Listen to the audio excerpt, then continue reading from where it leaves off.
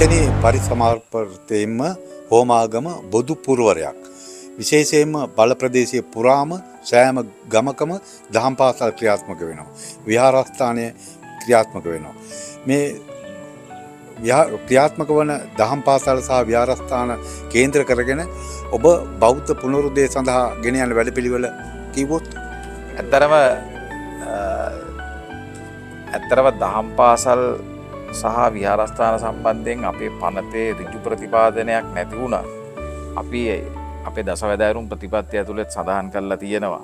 විශේෂයෙන්ම ගමින් ගමට දහම් සිසිල, ඒ වගේම රැකගමු අපේ උරුමය, ඒ වගේම කැලණිමිටියාවතේ කෘෂි උද්‍යාන කියලා අපි හඳුනාගත්ත ව්‍යාපෘති කීපයක්.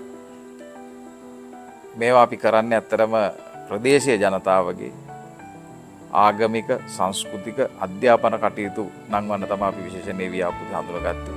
නිසා ඔබ ඇහුවා වගේ අපි අයවැයෙන් මහජන උපයෝගිතා සේවා විදිහට අපි මුදලක් වෙන් කරන්න බලාපොරොත්තු වෙනවා ප්‍රදේශීය දහම් පාසල් වලට, දහම් අධ්‍යාපනයට. ඒ වගේම අපෙන් වියකී යන සංස්කෘතික